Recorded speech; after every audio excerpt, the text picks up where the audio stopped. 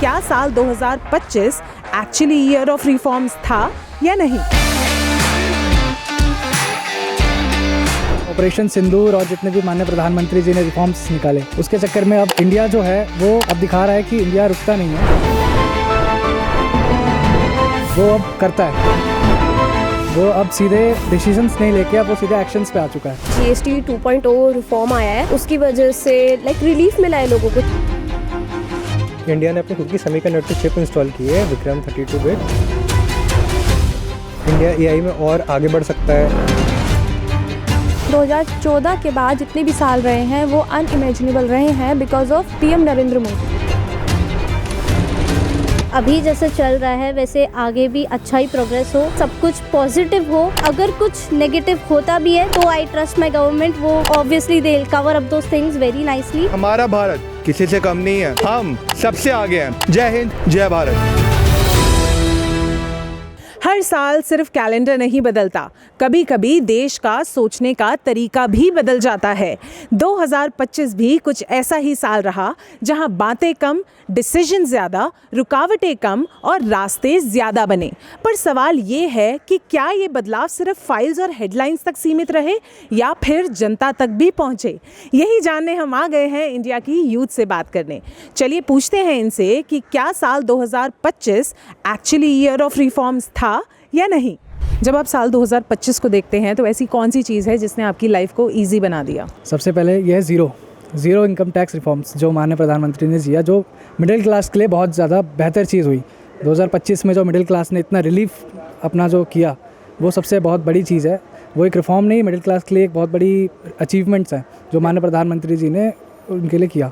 There were many things जो जिस पे ध्यान दे सकते हैं। सबसे first thing which I would like to highlight is the digital access, क्योंकि जो हमारा पेपर वर्क है जिसमें लाइनों लगती थी ऑफिसेज में एंड बहुत टाइम टेकिंग था, वो डिजिटली की वजह से बहुत जल्दी होने लगा है। And one more thing was the taxes, क्योंकि usually we the middle class family used to struggle for taxes, high taxes and all, जो अभी बहुत ईजी हो चुका है because of the reduction of taxes, all thanks to government. हमारा GST 2.0 reform आया है, उसकी वजह से रिलीफ मिला है लोगों को। डिजिटल सर्विसेज का बहुत आसान होना, डिजिटल पेमेंट्स हो गए एंड डॉक्यूमेंट्स हो गए, डॉक्यूमेंट सबमिट करना हो गया एंड काफ़ी चीज़ें जैसे डिजी लॉकर होता है, काफ़ी चीज़ों को बहुत इजी बना दिया, एक्सेसिबल बना दिया एंड काफ़ी under the leadership of honourable prime minister, उनके लीडरशिप में बहुत गवर्नमेंट सर्विस को बहुत इजी बना दिया। यूथ पार्लियामेंट और विकसित भारत यंग लीडर डायलॉग, जहां मैंने इस साल पार्टिसिपेट किया और मुझे बहुत ज़्यादा अच्छा लगा पार्टिसिपेट करके। जो चीज़ें मुझे बहुत पसंद थी मैं कभी कर नहीं पाती थी, इन प्लेटफॉर्म्स के थ्रू आज मैं वो चीज़ें कर सकती हूँ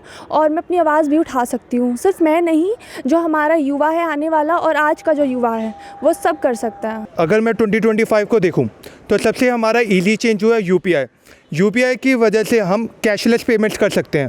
पहले जब हमारी जो पेमेंट कभी अटक जाती थी, जब हमारा क्रेडिट और डेबिट कार्ड का सिस्टम होता था तो हमें पूरे दिन देखना पड़ता था कि हमारे पैसे कब रिफ़ंड होंगे, कब आएंगे, हमें बैंक में जाना पड़ता था। अब कोई भी हम लोकल ट्रेन में चले जाए, हमें दिल्ली से मुंबई सफ़र करना है तो हम 2 मिनट में UPI के थ्रू कैशलेस पेमेंट्स करके अपनी टिकट बुक कर सकते हैं। 2025 में ऐसी कौन सी चीज़ हुई जिसने आपको और कॉन्फिडेंट बना दिया है as an Indian.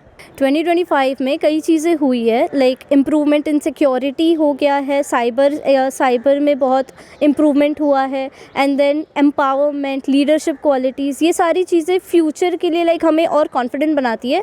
Also it makes us feel that we are more safer in upcoming future. सबसे बढ़िया हमारी सेमीकंडक्टर जो इंडस्ट्री है वो बहुत बूस्ट हो रही है। हम बहुत सारी फॉरेन कंट्री से बहुत ज़्यादा हम बूस्ट कर रहे हैं और जो हमारा AI थ्रू है, हमारा ग्रीन रेवोल्यूशन है, हमारी रिन्यूएबल जो एनर्जी है वो बहुत ज़्यादा फॉरेन कंट्री से बहुत ज़्यादा बूस्टअप हो रही है। इसकी वजह से हमें एम्प्लॉयमेंट जो रेशियो है वो बहुत ज़्यादा बढ़ रहा है। ऑपरेशन सिंदूर और जितने भी माननीय प्रधानमंत्री जी ने रिफॉर्म्स निकाले, उसके चक्कर में अब इंडिया जो है वो अब दिखा रहा है कि इंडिया रुकता नहीं है, वो अब करता है। वो अब सीधे डिसीजंस नहीं लेके अब वो सीधे एक्शंस पे आ चुका है। तो माननीय प्रधानमंत्री जी ने अब ये दिखा दिया है कि जितना भी इंडिया का जेनजीज भी है वो भी अब डिसीजन मेकिंग से हट के अब लीडरशिप पे आ गया डायरेक्ट। मैं जिस गांव से आती हूँ वहाँ पर वो कोई भी अपॉर्चुनिटीज़ प्रोवाइडेड नहीं थी, लेकिन आज वहाँ पर सभी अपॉर्चुनिटीज़ प्रोवाइडेड है। पहले ना इंटरनेट था, ना फ़ोन्स थे और ना ही स्कूल वगैरह अच्छे थे, लेकिन एजुकेशन अच्छी नहीं थी। लेकिन आज वहाँ एजुकेशन भी अच्छी है, इंटरनेट भी है। साल 2025 को अगर देखा जाए तो क्या लगता है भारतीयों को साल 2025 क्या बताना चाह रहा था? सोचो बड़ा, करो बड़ा, क्योंकि माननीय प्रधानमंत्री जी और इंडियन गवर्नमेंट आपके साथ है। पूरा ज़मीनी स्तर पे इंडियन गवर्नमेंट्स ने दिखा रखा है कि आप इनिशिएटिव लें, गवर्नमेंट आपके साथ हर स्थिति में खड़ी है। हम अनस्टॉपेबल बने और बाकी सारी कंट्री से और मजबूत बने। अभी भी इंडिया एक ऐसा नेशन है जो ग्रो कर रहा है रैपिडली। हमारा नेशन 4th इकोनॉमी है, सो ये तो बहुत बड़ी बात है। एंड इसकी वजह से और लोगों के लिए अभी भी अपॉर्चुनिटीज़ है, एक्सपोजर मिल रहा है लोगों को। We have to be responsible for the things which we are doing, and अगर गवर्नमेंट कुछ कर भी रही है, लाइक इम्प्लीमेंट कर रही है, न्यू रूल्स रेगुलेशंस निकाल रही है, लॉज कर रही है, सारे बैरियर्स हटा रही है, so we have to get the right way कि हमें चीज़ों को सही तरीके से करना सीखना है। इंडियंस को सेल्फ रिलायंट रहना चाहिए, टेक्नोलॉजी को अपनाना चाहिए एंड फ्यूचर के लिए हमेशा रेडी रहना चाहिए। भारत का स्वर्णिम समय शुरू हो चुका है। अगर 2025 साल को किसी ऐसे इंसान को समझाना हो जो भारत में नहीं रहता, एक लाइन में, तो कैसे समझाओगे? हमारा भारत किसी से कम नहीं है, हम सबसे आगे हैं। आज वर्ल्ड की बेस्ट इकनॉमी टॉप 10 में आते हैं, और टॉप 10 में भी नहीं, टॉप 5 में आते हैं हमारी बेस्ट इकनॉमी में। तो हमें अपने इंडियंस पे प्राउड है कि हमारा इंडिया सारे देशों से, सारी जितनी भी फॉरेन कंट्री से, उससे आगे है और टॉप 1 पे जाएगा। जय हिंद, जय Bharat. I will be clear, like अगर वो लोग इंडिया में आए then only they experience the beauty of India. Politically हो, नेचर वाइज हो, फूड वाइज हो, India is the best thing I have ever seen. अब इंडिया डिसीजन ले रहा है, करके दिखा रहा है। हमें बताने की ज़रूरत नहीं है, लेकिन 2014 के बाद जितने भी साल रहे हैं वो अनइमेजिनेबल रहे हैं because of PM Narendra Modi. 2025 की हमने बात की है तो the visionary who was behind the reforms and everything, our prime minister PM Modi, उनको एक मैसेज देना हो तो क्या मैसेज देंगे? देश को एम्बिशियस डायरेक्शन देने के लिए एंड यूथ पर ऐसे ही हमारा फोकस और ट्रस्ट बने रहने के लिए बहुत बहुत धन्यवाद देना चाहूँगा पीएम सर को, बिकॉज उनकी लीडरशिप में ही is giving chances to the youth of the nation and that is a very good thing because the youth is the future of the India. आपने जितने भी रिफॉर्म्स निकाले या जो भी शांति बिल हमारे उसमें आया, वो हमारे देश को और मजबूत करने के लिए, 2047 के विकसित भारत को और ज़्यादा बेहतर बनाने के लिए, उसके लिए जेनजीज को भी प्रेरित करना और अपने विकसित भारत के लिए एक और कदम बढ़ाया उन्होंने। 2026 के लिए भी मैं उनको बहुत सारी मुनाकाबात देता हूँ। धन्यवाद। आपने इतनी सारी एम्प्लॉयमेंट जनरेट्स की हैं हर फील्ड के अंदर, एआई की वजह से और एम्प्लॉयमेंट्स आई है। जो एआई में ग्रीन रेवोल्यूशन हो गया, रिन्यूएबल एनर्जी हो गई, हमारी ये $10 बिलियन की ये इकनॉमी बन चुकी है और इससे ज़्यादा जाएंगे। जो हमारा ऑपरेशन सिंदूर हुआ इस साल, उससे और जो पहलगाम में हुआ अटैक, उससे मैं यही कहना चाहूँगी कि मेरे को पता चल गया है कि इंडिया शांत नहीं रहेगा। अगर उसके ऊपर ऐसा कोई अटैक हुआ और वो फाइट बैक करेगा तो उसके लिए मैं बहुत थैंकफुल हूँ। Thank you so much sir कि आपकी वजह से हर एक युवा के पास हर एक अपॉर्चुनिटीज़ जा रही है, पहुँच रही है और वो अपने सपने पूरे कर रहे हैं। 2026 से क्या एक्सपेक्टेशंस हैं? 2026 में हमारे विकसित भारत को लेके, हमारी जनवरी से ही हमारा विकसित भारत का सारा एक तारीख से ही हम चालू हो जाएंगे।